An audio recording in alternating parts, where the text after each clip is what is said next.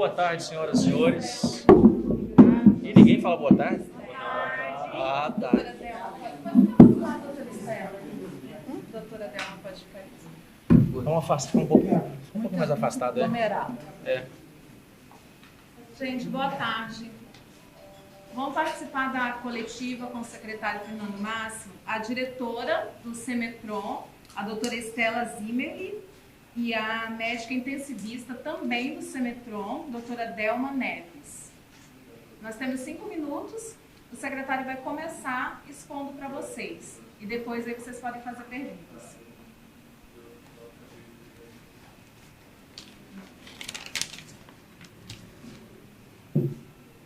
Boa tarde a todos. Nós temos uma notícia ruim, né? Infelizmente temos mais 2 casos confirmados de coronavírus no estado de Rondônia. Um de uma paciente de 35 anos do município de Jaru e a outra uma paciente de Porto Velho de 66 anos. A paciente de Porto Velho é a paciente que foi a óbito no hospital Semetron. Era uma paciente que tinha sido atendida, eu conversei com alguns médicos, a doutora Delma foi quem atendeu a paciente na UTI.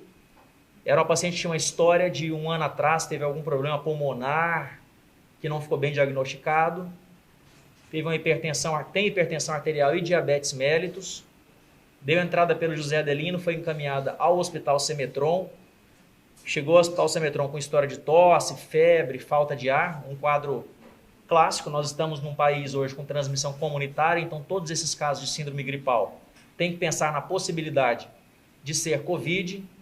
Essa paciente não teve contato com pacientes confirmados de Covid, também não fez viagem para fora do estado, mas hoje em dia todos os casos que são síndromes gripais a gente tem que ter essa suspeita, e a paciente foi a óbito, tinha sido coletado o exame e realmente confirmou, lamentavelmente, infelizmente foi a óbito, e confirmou agora, o exame de laboratório acabou de sair em primeira mão para vocês, confirmando Covid-19.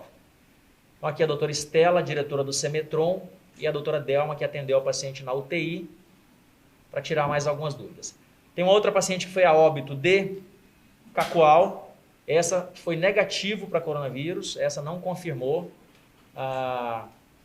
o quadro, o teste laboratorial não confirmou coronavírus. Então, subimos na estatística para mais 2 casos, um caso em Jaru e um caso de Porto Velho. Perguntas? Secretário, foi confirmada a chegada de novos kits, né, testes rápidos.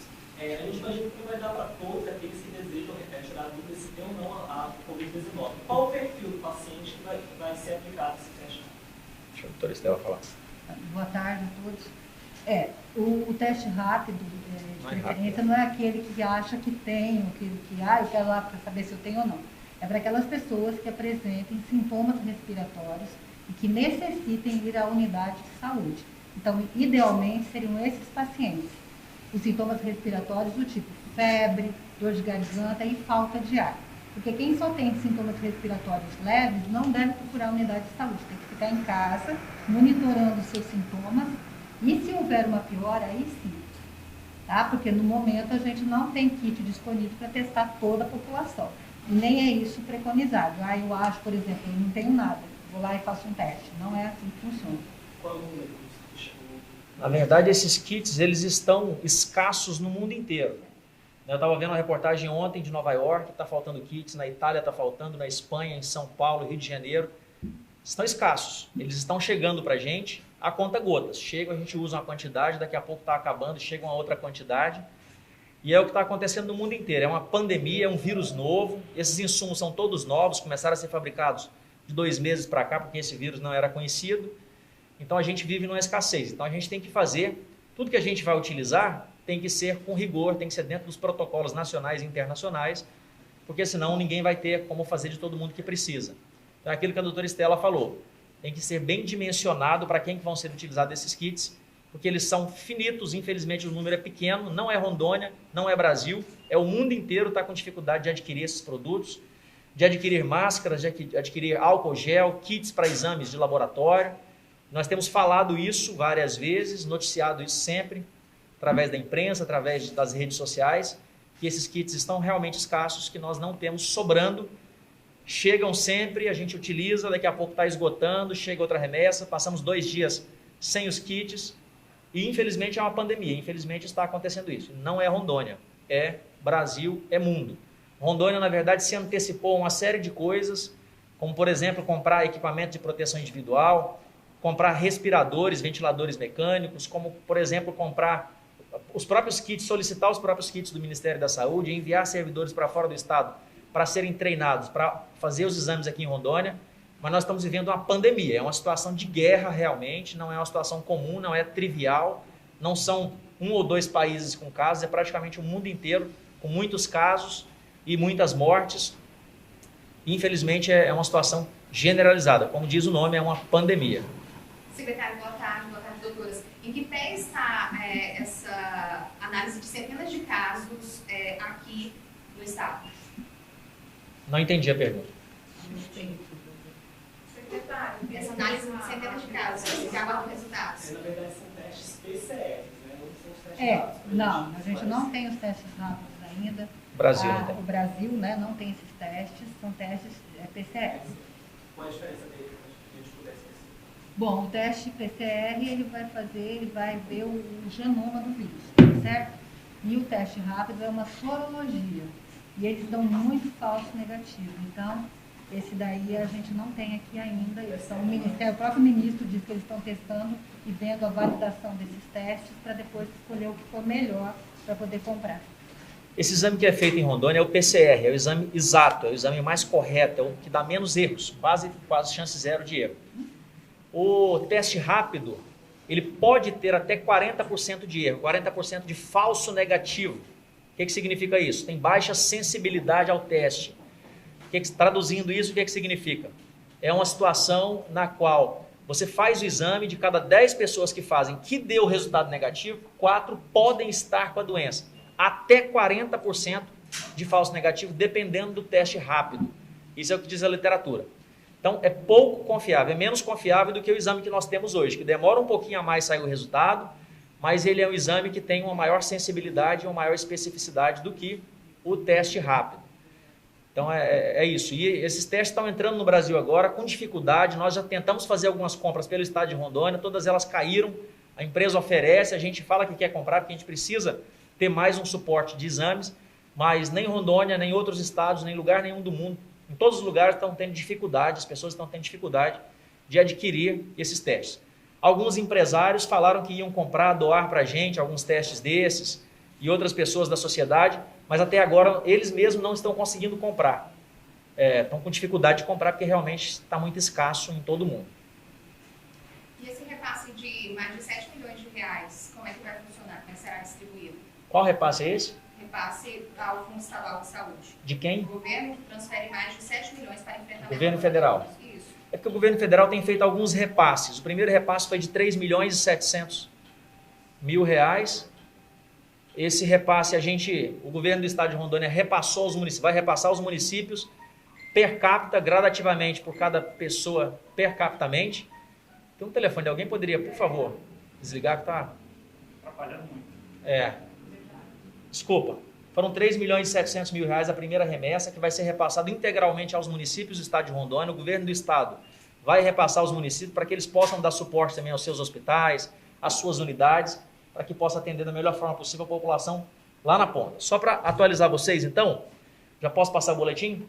Boletim atualizado, nós fizemos nesses dias agora que chegaram os nossos testes, e nós temos que parabenizar a equipe do LACEN, que trabalhou dia e noite, né, trabalhou ontem o dia todo, depois que chegaram os testes, a noite inteira e até agora, para fazer 119 exames, dos quais 119 exames então foram feitos ontem e hoje, de dia, de noite e até agora, dos quais 2 foram positivos e o restante desses exames foram exames negativos.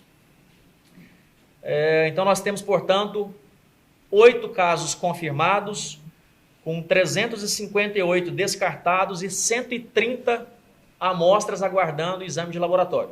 A equipe continua empenhada, né, trabalhando dia e noite realmente para tentar, o mais breve possível, fazer todos os exames remanescentes para que a gente possa ter diagnósticos precisos e tranquilizar a nossa população e mostrar realmente se esses casos que estão aguardando o resultado de exames são positivos ou são negativos.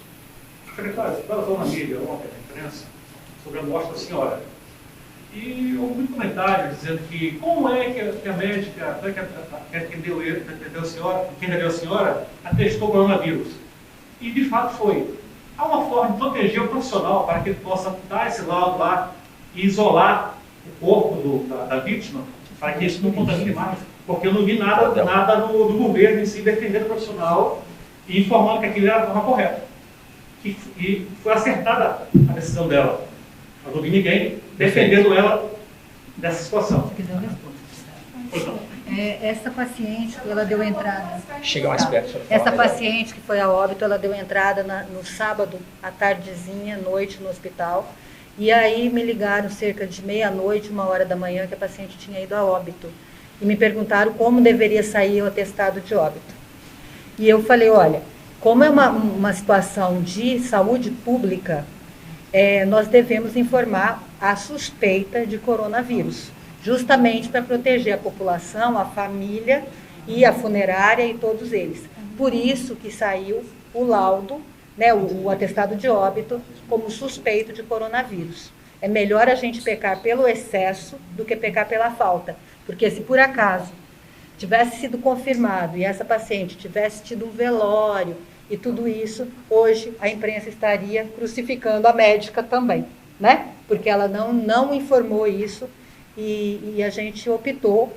Então, se tem que crucificar alguém, que me crucifique, porque eu pedi que colocasse como suspeito de coronavírus, tá certo?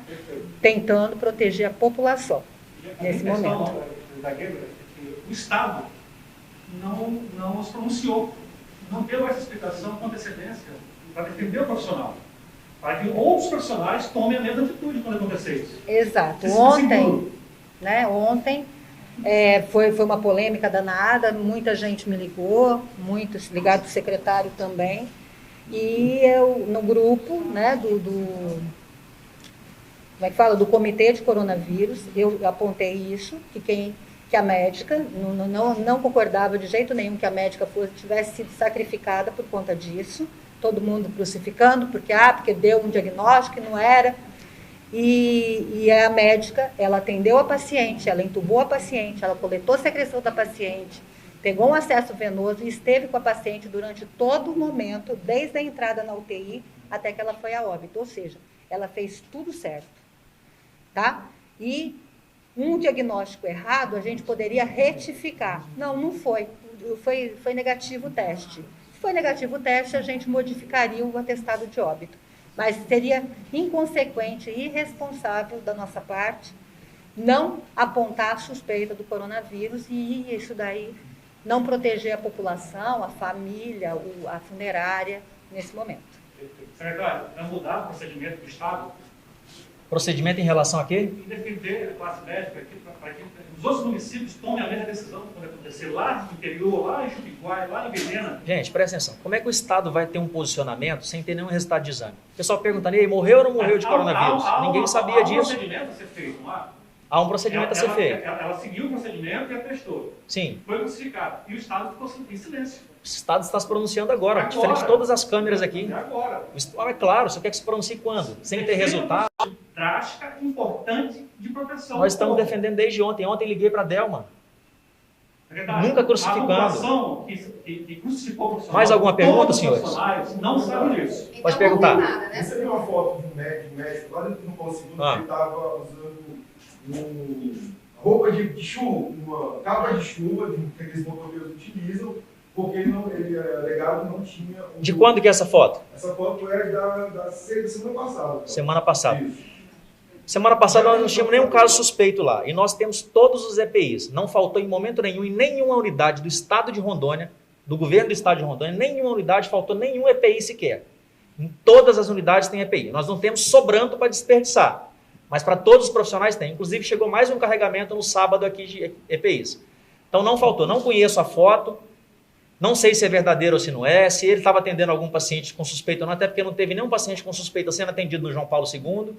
Mas a verdade é, não faltou nenhum EPI para nenhum profissional dentro das unidades do estado de Rondônia para os profissionais.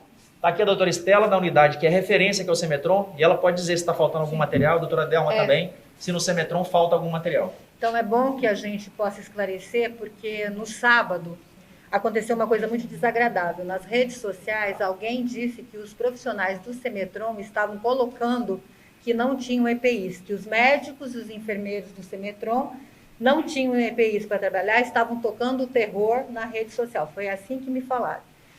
Isso me deram essa notícia meia-noite, eu liguei imediatamente para a doutora Delma, se tinha alguma coisa, se alguém tinha reclamado, porque nós trabalhamos todos os dias, de segunda a segunda, tá?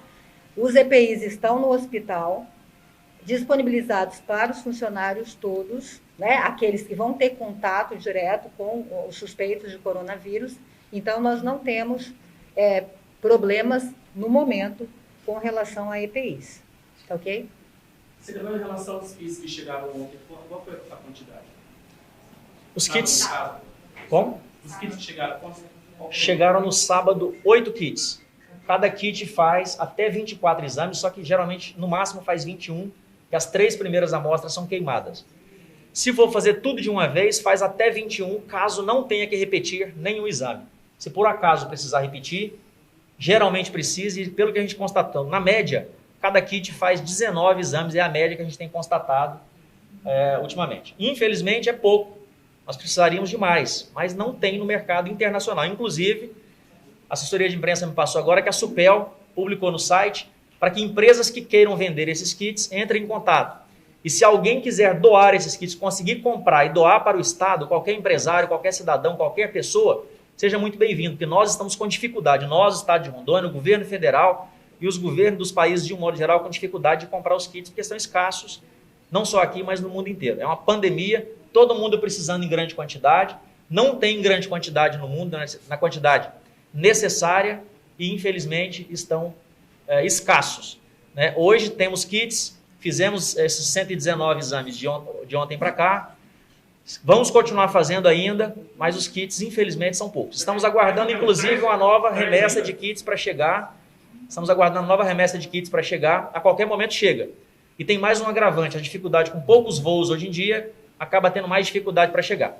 Estamos aguardando a qualquer minuto. O governador Marcos Rocha tem interferido diretamente em Brasília para que se mande esses kits, tem sempre conversado, me dando um feedback positivo quanto a isso sempre, mas não é um problema de Rondônia. Outros estados, inclusive, nem fazem mais, como São Paulo, por exemplo, não fazem mais exames de pacientes suspeitos, como ainda são feitos aqui em Rondônia, só fazem de pacientes internados já confirmados. Aliás, pacientes que estão internados, pacientes suspeitos em casa, eles não têm feito mais exames. Isso é uma rotina de vários lugares do mundo, porque chega um momento que satura, tem tantos casos suspeitos, e a conduta para a grande maioria das pessoas é aguardar em casa em isolamento domiciliar, que não se consegue mais fazer, não se tem insumos. Estava vendo ontem um médico de Nova York, um médico brasileiro, que mora em Nova York, falando das dificuldades que eles estão tendo lá, com EPIs, com insumos, com todo esse material. É uma dificuldade do mundo inteiro, não é de Rondônia, não é do Brasil. É na Itália, é na Espanha, é nos Estados Unidos, dificuldade até de comprar. Por mais que tenham dinheiro, e eles têm, a Europa tem muito dinheiro, tem dificuldade de comprar. Então a gente pede, inclusive, doações de empresários, de pessoas comuns, de pequenos, grandes empresários. Quem puder doar para a gente esses kits, a gente fica feliz. Não, pela escassez que a gente está tendo e a dificuldade de adquirir, mesmo querendo, mesmo tendo empenho do governo, a gente tem dificuldade de adquirir porque está em falta no mercado mundial esses kits. Então, primeira morte confirmada no estado, o trabalho continua de forma mais intensiva ainda, depois dessa morte. O trabalho continua de forma mais intensiva e a gente continua pedindo para as pessoas não se aglomerarem, não fazerem reuniões grandes, não fazerem festas, evitarem os churrascos com muita gente, evitar a conglomeração de pessoas. E aí vem um alerta para a gente. Essa paciente, sabidamente, não tinha contato não teve contato com ninguém positivo de coronavírus, não era um caso que boa parte das pessoas pudessem pensar suspeito, parece que até os próprios familiares não suspeitavam que era um caso suspeito de coronavírus, mas isso pode acontecer. As crianças são assintomáticas, podem portar o vírus, pode acontecer isso e passar para alguma pessoa idoso, e o idoso pode desenvolver formas mais graves da doença. Então, vai o alerta.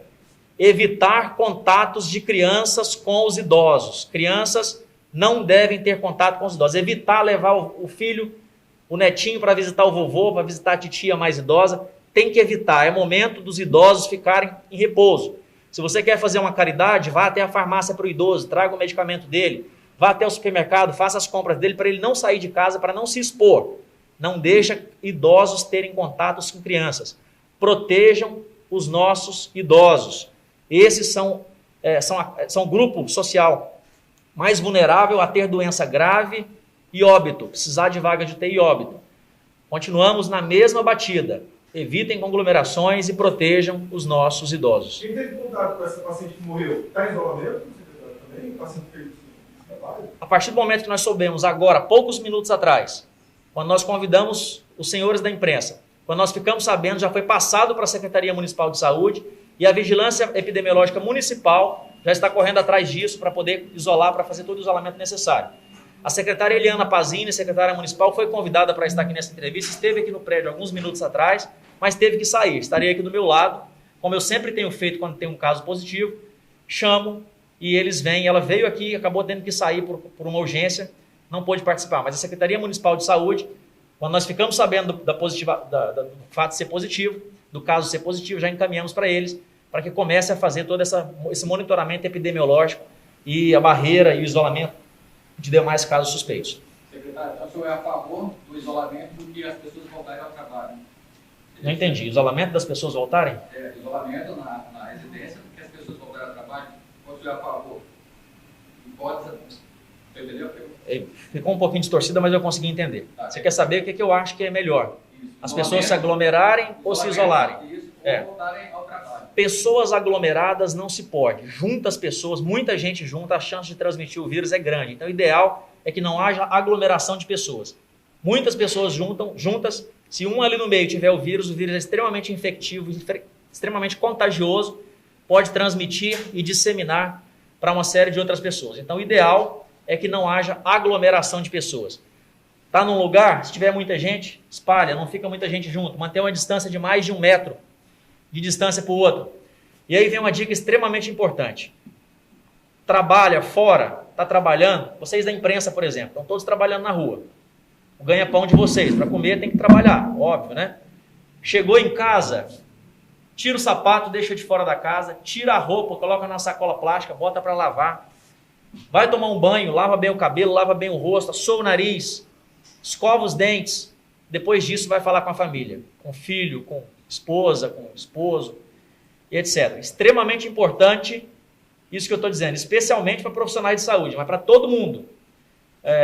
Chegou em casa, tira o sapato, tira a roupa, toma um banho, escova dente, lava bem o cabelo, lava a barba, e aí depois vai falar com a família, porque diminui a chance de transmitir o vírus, pegar o vírus lá fora e trazer para alguém dentro da sua casa. Evitem crianças terem contatos com idosos. Crianças podem ser assintomáticas, não levantar suspeita nenhuma, podem ter o vírus no seu organismo e passar para qualquer pessoa, inclusive para os idosos, que são os grupos mais susceptíveis. Secretário, então há a possibilidade, estamos dizendo aqui, que seja de transmissão comunitária aqui? O Brasil hoje, pelo Ministério da Saúde, o Brasil já decretou que existe transmissão comunitária nacional. Já é um decreto do Ministério da Saúde. Quem está em casa e acha que aqui está simples, não há risco, está se arriscando na rua, está errado. Há 1 mês nós estamos falando que há risco sim, que há uma doença grave que mata, que dizima pessoas e que tem que tomar os cuidados, tomar as precauções. Lavar bem as mãos, não se aglomerar pessoas, não ficar falando de perto a menos de 2 metros com outra pessoa, usar álcool em gel sempre que possível, evitar colocar a mão na boca, no nariz, no olho. Essas orientações nós temos feito todos os dias e não muda, muito pelo contrário. Cada dia que passa tem um caso a mais, agora já temos um óbito, temos que intensificar o nosso cuidado. Fechou, Dislene? Opa, desculpa. Desculpa. Falar dos EPIs, né, da questão de segurança, para fechar o questionamento. Como é que está a estrutura de enfrentamento das unidades de saúde? Está agora de aumento do estado? Do ponto de vista de EPIs? Isso, A estrutura geral, por exemplo, do Isso, CMTO, leitos. como está preparado. Você quer saber a quantidade de leitos de UTI, etc. O Estado vem trabalhando já há muito tempo, desde o mês de janeiro, quando nós compramos os respiradores mecânicos, nós não tínhamos nenhum caso no Brasil ainda, já pensando nessas possibilidades de termos necessidade de usar leite de UTI. Então, hoje, o Semetron é o hospital de referência. Nós temos 7 leitos de UTI prontos desde a semana passada. Hoje ficaram mais 12 leitos prontos e pode chegar até 45 leitos no Semetron, caso haja necessidade. Leitos de UTI. Ainda para retaguarda, nós temos a AME, que é a UTI anexa ao Hospital João Paulo, lá na Zona Sul. Hoje, ela cabe 26 pacientes. Nesse momento, está com 24 pacientes. Mas nós podemos ampliar para 35 e temos equipamentos para conseguir mais 35 leitos de UTI. Teremos que tirar todos os pacientes de lá, como fizemos com o Semetron, evacuamos o Semetron para ficar exclusivo para Covid, e teremos que tirar todos da AME. E aí tem 2 hospitais privados de retaguarda que já nos ofereceram leitos. Então, a partir do momento que precisar, encher o Semetron, nós temos a retaguarda da AME, transferiremos os pacientes de lá para outros hospitais e a AME ficará exclusivamente, caso haja necessidade, como UTI com 35 leitos para Covid. Pedimos a Deus para não precisar disso, mas se precisarmos, estamos trabalhando nesse sentido. O Hospital Cosme Damião, já temos 6 leitos prontos de UTI, que podem atender crianças, mas como nós sabemos que as crianças são menos acometidas de forma grave pela doença, esses ventiladores mecânicos do Semetron também podem ser utilizados para pacientes adultos. Além disso, o próprio Hospital Cosme Damião tem mais 18 leitos de enfermaria sendo preparados agora, terminando de preparar, para ficar exclusivo numa ala isolada, sem ter contato com o restante do hospital, para que se possa atender pacientes que necessitem de internação por Covid-19. Senhores, muito obrigado a todos, tenham todos uma boa tarde, e a gente, sempre que tiver novidade, vai convidar vocês para poder falar. Espero que as próximas novidades sejam novidades melhores do que essas ruins que nós demos hoje, mas nós precisamos falar independente de serem ruins ou serem boas, até para orientar a população a se cuidar mais. Obrigado, Deus abençoe a todos. Um abraço.